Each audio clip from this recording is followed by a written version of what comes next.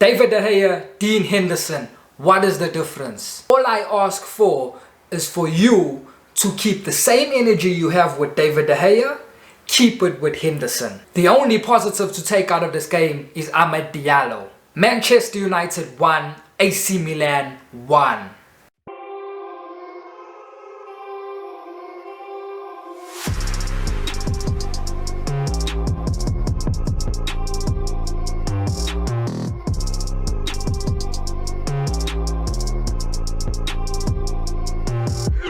The only positive to take out of that game is Amad Diallo. His goal that he scored, his sharpness that he showed, his brilliance off the ball to make that run. Many people were saying they doubt Anthony Martial would have made that run, especially with the form he's currently in. Guys, there's a new Manchester United fan channel on YouTube called The Tricky Red Devils. Go check it out, go check the content that they're pushing out, top class content, and give them a subscribe. Let's not forget he did make that run last season when Bruno tripped the ball over Manchester City's wall. But you're talking about this current form, Martial. Martial is not on form, he's playing extremely bad this season. However, it's not entirely up to him, but he has to take some responsibility. It's also got to do with our manager, whereby he doesn't coach the team to make chances for the number 9. However, I am saying that Martial has to take some responsibility for his poor performances. So Martial went off. It was a tactical change by Oli, guys. Oli didn't make this wonderful tactical change. If you know anything about our manager, you will know that he never makes half-time substitutions. No matter how bad a certain player may be playing, and in this game, Martial was very bad. He wasn't at all. I've seen, and you also have seen, stinkers from players in the first 45 minutes and they come out for the second half. Our manager never makes half-time substitutions, so that was a tactical change, guys. Martial limped off the field at half-time, and Oli made the change because Martial was suffering from a knock or injury, whatever it may be, but it was of enforced change. So Oli brought on Amad Diallo and he had an instant impact, and that is the only positive we can take, because the football that we played during this whole game was not good. The quality was extremely poor. AC Milan on the night were the better team. The first half, AC Milan was outstanding. We couldn't get close to them. We couldn't do anything against them. They were outstanding. When we had the ball, they were pressing us. They were winning the ball. They are so comfortable on the ball. And I want to pose you guys this question, because you always hear fans saying, oh, Ole Gunnar Solskjaer, our manager, needs better players to play better football. How is that when in the first half we got outplayed and AC Milan don't have very good footballers? We've got better footballers in AC Milan. The only outfield player that walks into our team right now is Frank Kessie of AC Milan. Every one of the other players, outfield players, do not walk into our team. We've got our players are head and shoulders above AC Milan's players.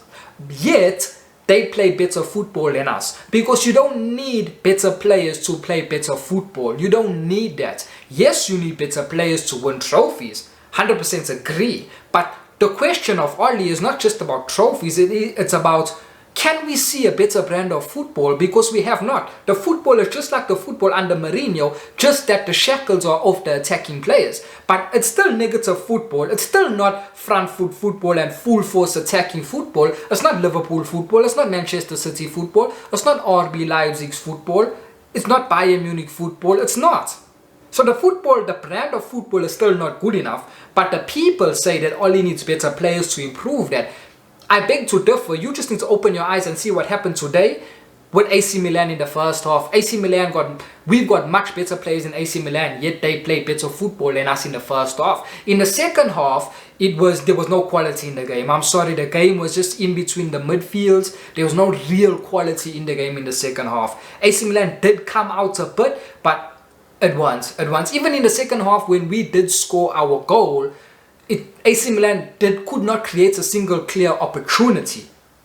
They couldn't. Now let's talk about our goal. Bruno Fernandes, let's start there. He gave the assist. Let me say this about Bruno, guys. Bruno was having a stinker this game. Up until his assist, he was stinking. He was probably one of our worst players on the pitch. His passes were all going out. It was all going to the opposition. He couldn't make 15 yard, 20 yard passes. And Bruno has these performances. But one thing Bruno has that other midfielders in the world don't have is that he can decide a game by himself. No matter how poor Bruno's playing, you cannot take Bruno Fernandes off because he gives you that one moment of quality. And that one moment of quality he gives you leads up to a goal. If he's not scoring the goal, he's assisting the goal. But Bruno Fernandes' impact in a game is the best from a midfield player that you can get in the world right now. There is no other midfield player that can impact a game like Bruno Fernandes. So yes, there's aspects of Bruno's game that he can improve. 100%. He's not good on the ball in terms of keeping possession. He doesn't keep possession. You cannot give the ball away the amount of time Bruno gives it away. When you're playing for the top clubs like Manchester City, like Manchester City, Real Madrid, Bayern Munich, all these top clubs, you cannot give the ball away because their game is built on possession.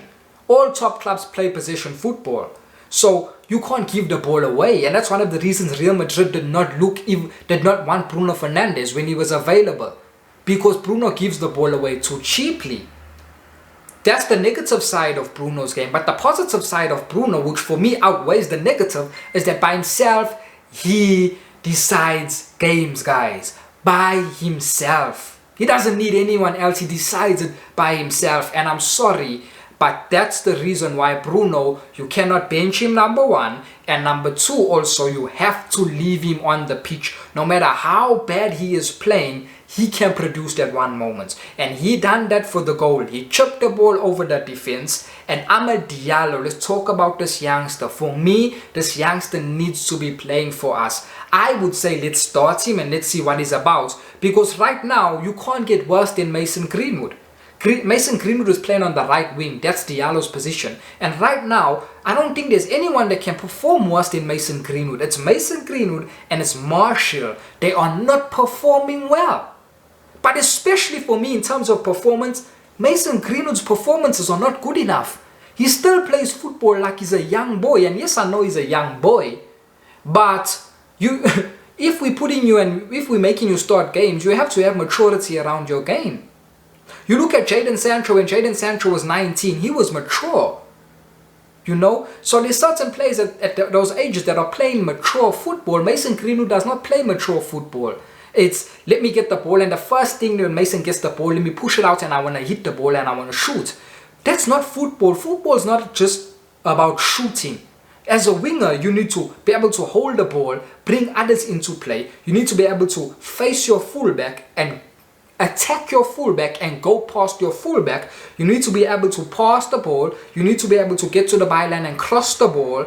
Then you need to be able to cut in and shoot. There's a variety of things that as a winger you need to be doing. Mason Greenwood, the only thing he does is cut in and shoot.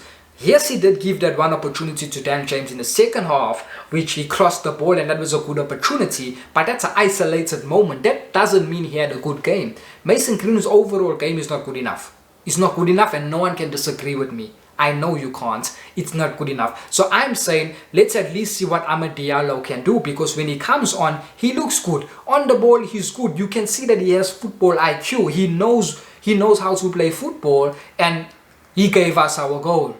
So that's the only positive you can take, guys. Now let's address the elephant in the room. Dean Henderson.